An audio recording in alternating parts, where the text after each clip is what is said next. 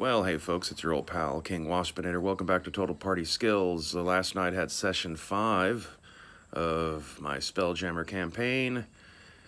First one where they actually had a proper little space adventure, working for a Dawar. They had a journey off to a frozen moon to retrieve a dragon skin.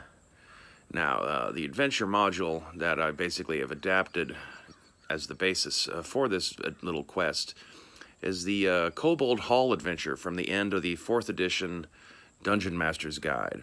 And I'm basically using the maps for the Nintir Vale to be the map for this moon. Not using all the information about the Nintir Vale because this moon has undergone an apocalyptic Ice Age event. They've discovered that there's some epic quest stuff to be found on this moon should they want to return to it. But the basic gist, though, is, find where the kobolds are layered and get the dragon skin back.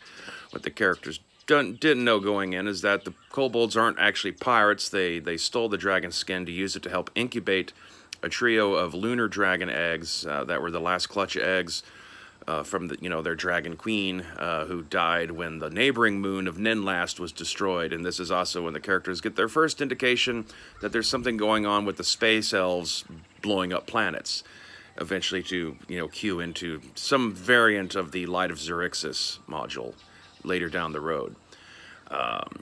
Because of some of the events that have transpired before they got around to actually finally going on this adventure, the adventure evolved in some interesting ways. Because they had flubbed the quest to deal with the avatar of Corlon, who had murdered the old sage Linfirth, and allowed a trod into the Feywild to be opened right in the middle of the Rock of Brawl, sparking an earthquake whose exact reasons why the earthquake happened the players still haven't discovered yet. Because the earthquake, it allowed them to have an opportunity to rescue Mordenkainen's brain from the Illithids way earlier than they would have otherwise. And because they had Mordenkainen's brain with them, they got a heads up that the hobgoblin captain of the ship that they're on to go on this little mission has been thinking about potentially betraying them and stranding them after they finish retrieving the dragon skin. Now, whether or not that's accurate still remains to be seen. They haven't yet faced or dealt with or confronted that problem yet, but they still have a little time. Also, because the third player who joined chose to play a Dragonborn, it also allowed them a bit more of an easier access to the kobolds. Kobolds in this star system, since this is the star system where the Council of Worms setting is to be found, kobolds in this setting are a bit more sophisticated, a bit more familiar, and they look up to the Dragonborn as being higher in the hierarchy of dragonkind. And since he's managed to roll himself quite a nice little charisma monster, he's got like a charisma of 19, skilled in deception and persuasion and all that kind of stuff, he was able to bluff his way into Kobold Hall and convince them that he is an emissary from the Council of Worms here to retrieve the dragon skin. They agreed to let him have it, but they wanted to wait until the dragon eggs hatched, and so to help finish incubating them, they used the ship to go to a campsite where some loggers have been chopping down wood to help keep one of the few surviving villages on the planet still alive, with firewood and all that kind of stuff. So went there, paid them to load up a couple of logs into the cargo hold, and they brought that back and had them, randomly roll a die 4 to see how many days it'll still take for the eggs to finish incubating and finally hatch before they can take the dragon skin. So as of the next session, they're going to have 4 days to kill. They're one experience for defeating all the 19 kobolds at Kobold Hall without having to fight them.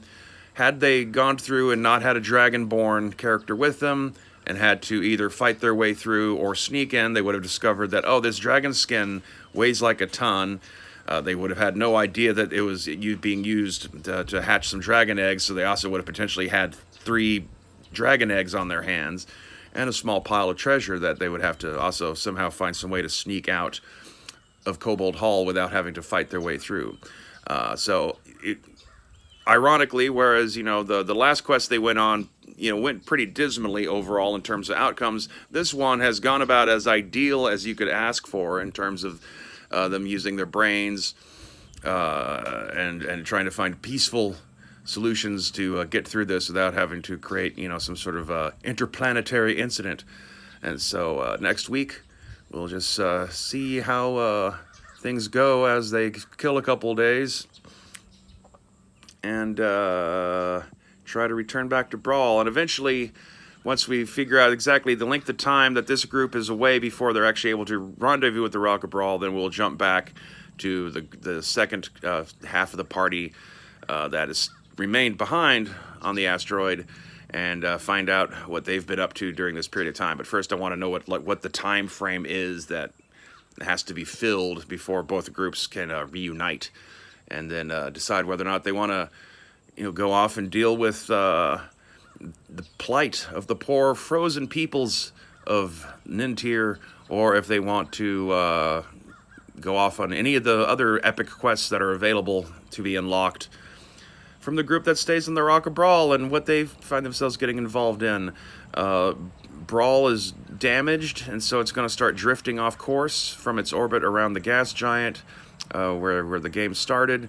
And so, as is, when the characters that went to Nintir do get the dragon skin and do try to fly back, they're going to find that it's going to be a much longer voyage than they were anticipating initially to rendezvous with the asteroid. So when we do finally get back to Team A on the Rock of Brawl and what they've been up to, that's going to be probably a couple of weeks of time for them to have to fill before things can be dovetailed together again. So we'll see. It's an ever-evolving, shifting, changing thing, and try to use the mistakes and the correct decisions they've used in previous sessions to continue to shape and inform the adventure as it goes forward. They weren't necessarily expecting to find that the Ice Moon has so much stuff going on it, but this is a sandbox kind of game, so everywhere you go, there is going to be the possibilities for adventure. It's just you don't have to get involved if you don't want to. They have no connection to want to come help a bunch of half-frozen Kenku and Haragon and orcs on some Ice Moon fight off an evil ice dragon and her Minotaur minions. But if they want, that could be a nice little long-term quest. Help them save a world, make some allies, do something big and cool, take down an evil villainess, and all that kind of stuff. So we'll just see how things go. So I guess that's about it for the Session 5 session summary. Hit like and subscribe, and until next time, stay waspinated.